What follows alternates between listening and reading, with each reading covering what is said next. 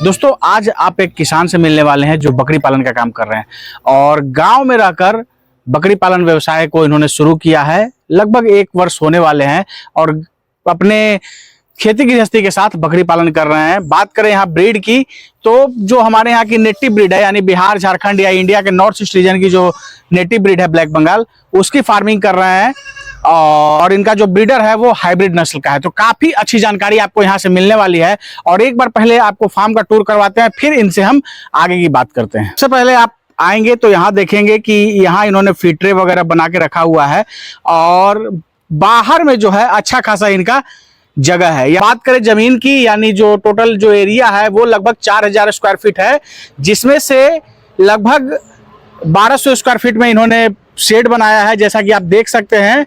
और बाहर जो शेष एरिया है वो बाहर का है। एक बार अंदर की तरफ चल के आपको कंप्लीट जानकारी देंगे। आप ये जो रहा वो अंदर का एरिया रहा। आप देख सकते हैं कि अंदर में जो इन्होंने बैरिगेटिंग करके रखी है वो बांस का जो फट्टी होता है उससे इन्होंने घेर के रखा हुआ है। उस साइड आप देखेंगे तो भूसा वगैरह उस लकड़ी के पीछे है और ये अलग अलग सेक्शन इन्होंने बना के रखा हुआ है। यहाँ देख सकते हैं अंदर भी कुछ बकरियां बैठी हुई हैं, कुछ बच्चे हैं और वो जो ब्लैक वाली जो बकरी है इनकी वो अभी आज या कल में बच्चे देने वाली है। पर ऊपर आप देखिए इन्होंने ऊपर जो है वो सीमेंटेड वाला जो शेड होता है, सीमेंट का जो शेड होता है इन्होंने ऊपर डाल के रखा हुआ है। इससे क्या होगा कि गर्मी ज्यादा बकरियों को नहीं लगेगी। इस साइड आप देख सकते हैं इनका चाफ कटर रखा हुआ है, अभी इन्होंने लिया है नया चाफ कटर। परंपरागत तरीके से जो पुराना वाला चाफ कटर है वही है, नए मॉडल में इसमें जो है वो मशीन इनबिल्ट है, आप देख सकते हैं। तो काफी अच्छी जानकारी इनके पास है। चलिए अब इनसे बात करते हैं। सर हमारे चैनल पे आपका स्वागत है। आपका भी सर स्वागत है। सबसे पहले अपना नाम और यहाँ का पूरा पता हमारे दर्शकों को बताइए। मेरा नाम सुधीर कुमार शर्मा हुआ, ग्राम पोस्ट महाबलीपुर, थाना पाली, जिला पटना। और मेन रोड पे ही जो है, मेन रोड से हट के हमको लगता है 10 कदम होगा और वहाँ आपने शेड बनाया हुआ है। सबसे पहले ये बताइए अभी टोटल जानवर आपके पास कितने हैं? मेरे पास 40 जानवर है। अभी 40 जानवर है। कौन सी ब्रीड है आपके पास?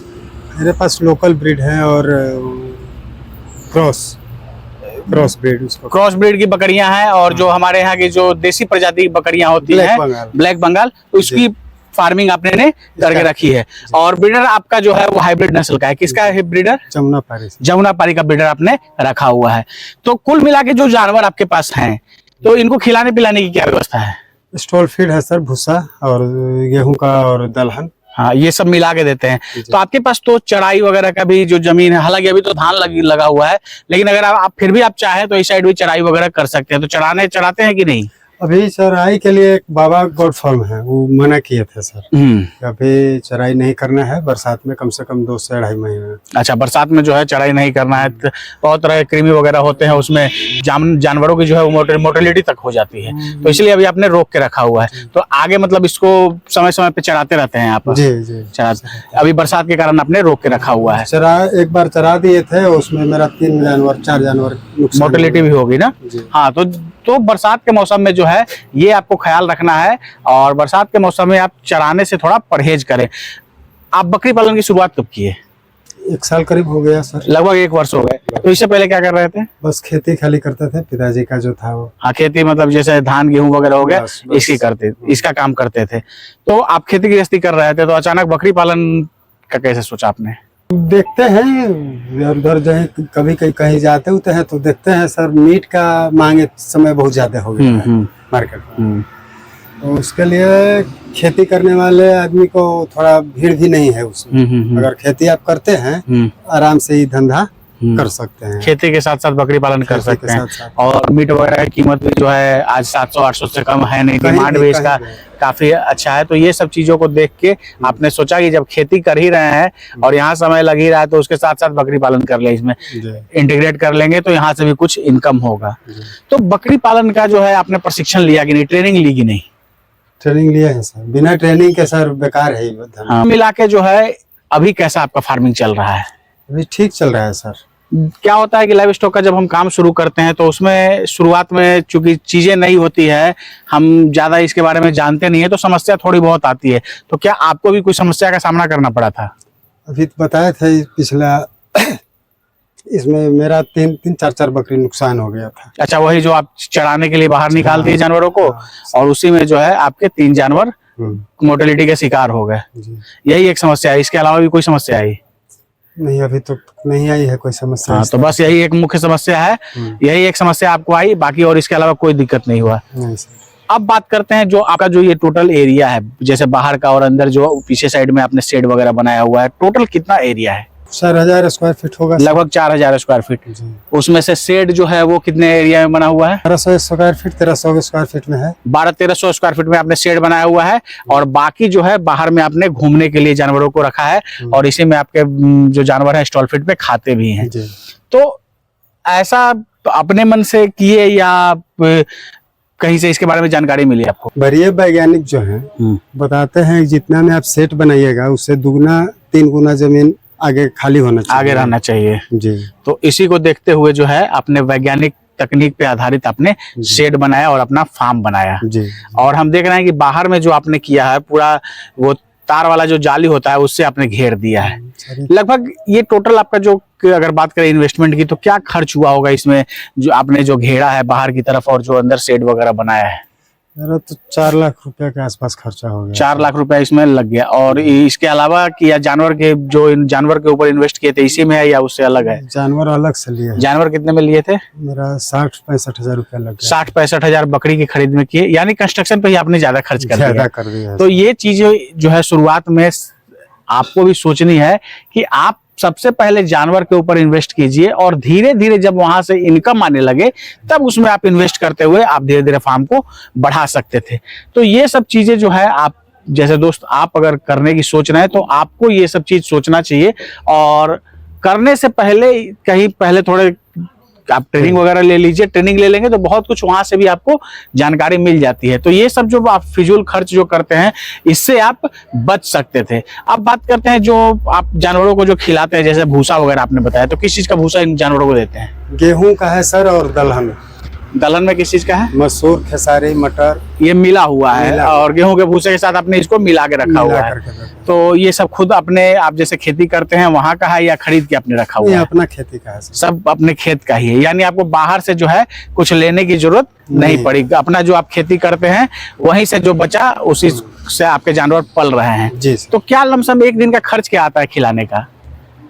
दाना अगर जोड़िएगा तो 10 रुपया पड़ जाता है। भूसा और दाना मिला के जो है आप देते हैं तो भूसा तो घर का हो गया और दाना वगैरह जैसे दाना में क्या देते हैं? दाना में चोकर देते हैं और गेहूं के दाना देते हैं। तो ये सब जो है वो 10 खल्ली देते हैं। खल्ली देते हैं। किस चीज का खल्ली? करू खल्ली, सरसों वाला जो खल्ली होता है, मस्टर्ड केक जिसको कहते हैं वो आप मिला के देते हैं। यानी इसका जो खर्च आता है लमसम 10 रुपए आता है। यही अगर आपका भूसा आपके घर का नहीं होता तो खर्च 15-20 रुपए भी हो सकते थे। तो ये आपका एक तरह से आपने इसको बचाया है।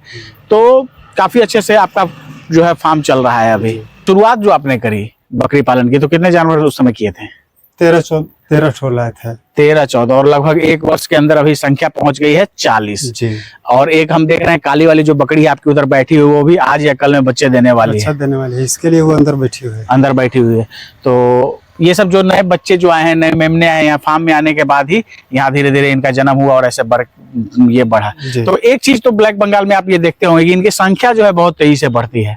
3-3 बच्चे देते हैं। आपके पास जो जानवर है उसके 3-3 बच्चे आते हैं? 3 बच्चे आते हैं। तो चलते हैं पहले इनकी बकरियों को देखते हैं उसके बाद आगे की बात करते हैं। हाँ, तो जैसे ये बकरियां जो हैं ये कितने कितने बच्चे देती हैं? ये 3 बच्चे देते हैं। ये काली उजली में जो है ये 3 बच्चे देती है। अभी भी ये लोडेड है क्या? फिर लोडेड है। फिर लोडेड है ना, ये गाभिन लग रही है। तो ये आपकी 3 बच्चे देती है और ये वाली? ये भी 3 देती है। ये भी 3 देती है। और ऐसे ही करके आप देख सकते हैं इनके पास जो बकरियां हैं काफी अच्छे फ्रेम की आपको लगेंगी। हालांकि कुछ बकरियां जो हैं इनको छांटने की जरूरत है। और ये आपका ब्रीडर है जी, अभी अदंती है ना? उदंत है बिल्कुल। आप देख सकते हैं दोस्तों कितना लगभग कितना उम्र हो रहा होगा इसका? 7 महीने हुआ है। 7 महीना, अभी मात्र 7 महीना है। और आप देख सकते हैं इसकी हाइट वगैरह को देख सकते हैं, अभी अच्छा ग्रोथ ये आगे लेगा। और ये सब इधर आप देख सकते हैं इनके फार्म के जो है मेमने आए हैं। तो यही टोटल इनका मैनेजमेंट है। और सुधीर जी जो आपके पास जानवर हैं तो इसकी खरीदगी आपने कहाँ से करी? लोकल से खरीदे हैं, लोकल किसान भाई लोग से। यहीं आसपास में जो किसान वगैरह हैं वहीं से लिए? किसी मंडी वगैरह से आपने नहीं लिया? मंडी से नहीं लिया। क्यों मंडी से नहीं लिया? मंडी में बहुत परेशानी है सर। इससे लेने में सर बहुत तरह के परेशानी है। उसमें पता नहीं है कि वो डिवार्मिंग किए हैं, वैक्सीन दिए हैं नहीं दिए हैं, और यहाँ गांव देहात में है तो ये लोग को जानते हैं। तो इसीलिए आपने लोकल स्तर से ही खरीदी की ब्लैक बंगाल की। जी। इधर जो है आपने फिल्टर वगैरह बना के रखा हुआ है, कैसे इसको बनाया, थोड़ा इसके बारे में बताइए। इसको हाँ, ये ड्रम काट के बनवाए हैं। हाँ, एक ड्रम जो है केमिकल वगैरह का रहता है, उसको 2 हिस्सों में आपने बांट दिया है जी। और ये जो पत्ती होता है लोहा वाला, उसको करके और उसी पे ऐसा फ्रेम बना के आपने सेट कर दिया है जी। लमसम क्या खर्च आया होगा ये ट्रे आपने जो बनाया फिट ट्रे? 13-10-2300 रुपया सर। लगभग 2300 रुपए में आपके 2 फीट ट्रे तैयार हो गए। और इसमें कितने जानवर खा सकते हैं?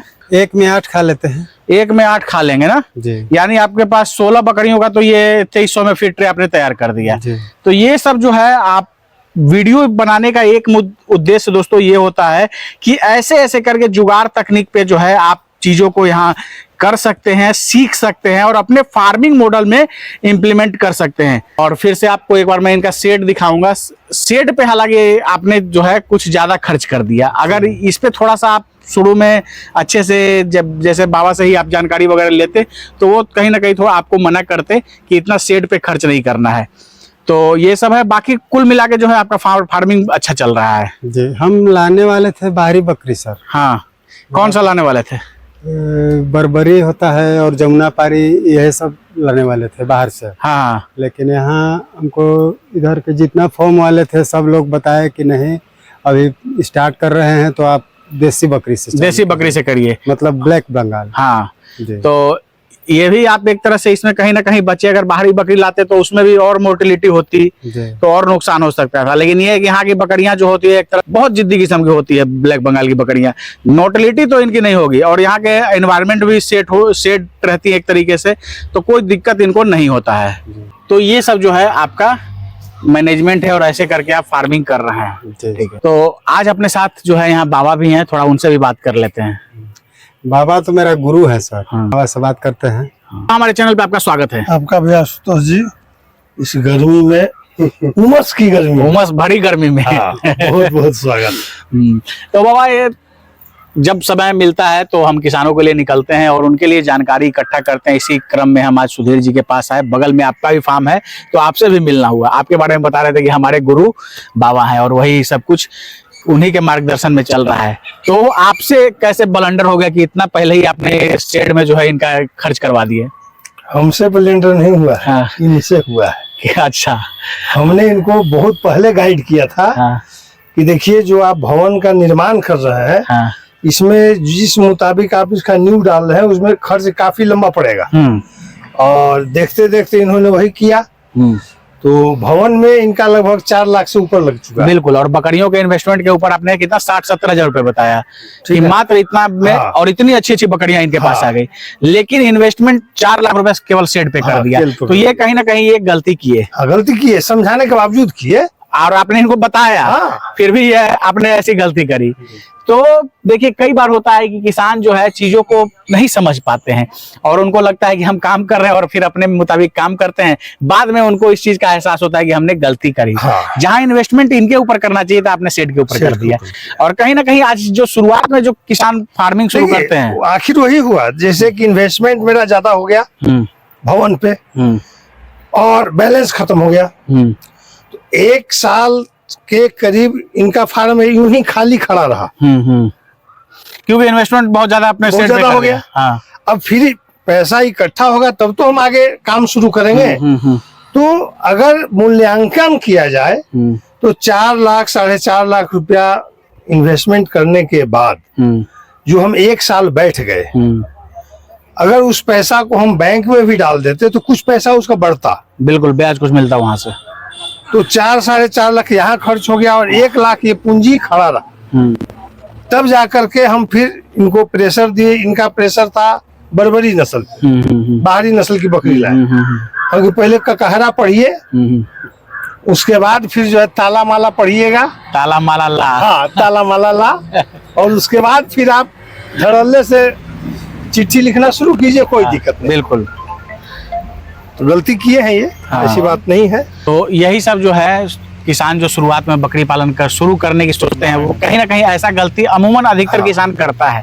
तो इसीलिए जो है पहले आप कहीं भी अगर फार्मिंग करने की सोच रहे हैं तो आपके नियर बाई एरिया में जो किसान रह रहे हो, जो बकरी पालन कर रहे हो, जिनके पास अनुभव है, वहां से आप सीख सकते हैं, या आप ट्रेनिंग वगैरह लेकर चीजों को पहले अच्छे तरीके से समझ लीजिए, उसके बाद आप फार्मिंग स्टार्ट करेंगे तो इस तरह की गलती जो है वो किसान नहीं करेंगे और बहुत हद तक आप इससे बच सकते हैं। दूसरी चीज इन्होंने अभी बातचीत के क्रम में बताया कि 2-3 महीने पहले जो है इनके 3 जो है मेमने की मोटिलिटी हो गई और इन्होंने चढ़ाने के लिए निकाल दिया।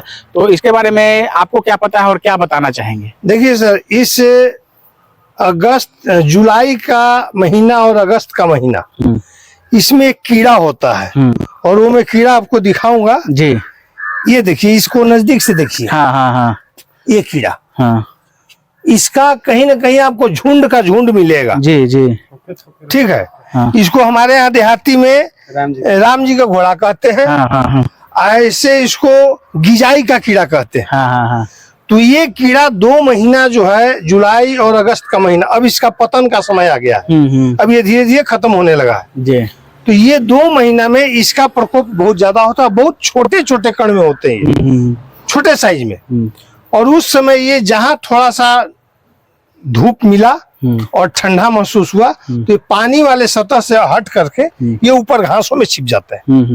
और बकरियां जो घास को ग्रेजिंग करती है, चरती है, उस लपेटे में अंदर चला जाता है। और ये पशु के लिए बहुत ही खतरनाक कीड़ा है। इंसान को ये कोई नुकसान नहीं करता है, लेकिन पशुओं के लिए, लेकिन पशु के पेट में अगर चला गया तो समझ लीजिए उसके लिए जहर है।